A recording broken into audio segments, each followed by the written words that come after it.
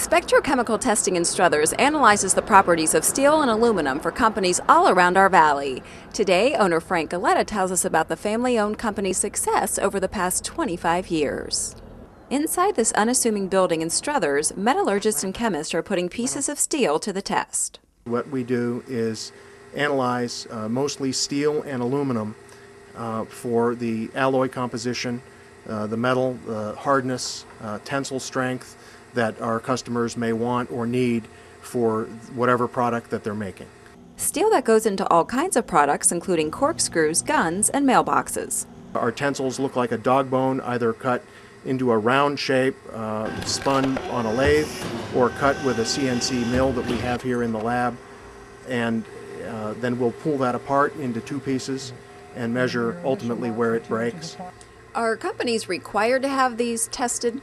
In many cases, yes. They need to know that their product is going to hold up and their material is going to perform the way it's intended to and not fail in service. Okay. And have you had lots of cases where things aren't up to the specifications they need them to be? It has happened. Frank Galetta's father started the company 25 years ago.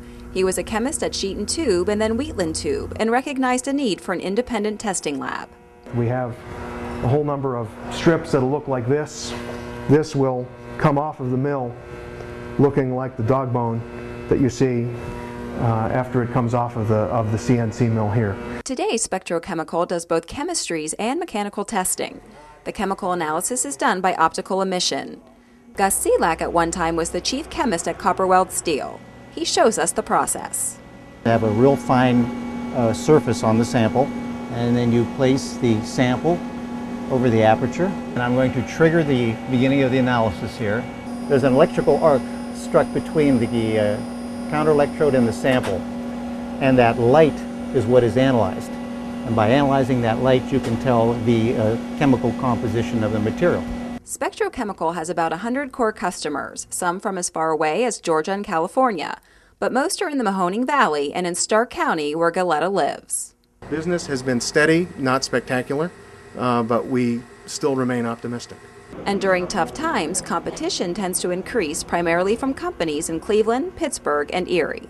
We feel the pinch when other people feel the pinch.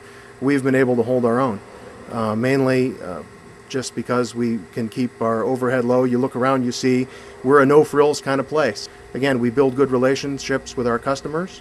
We give them good quality service, and I think they respect and appreciate that. With the Regional Chamber Report, I'm Kim Gonda.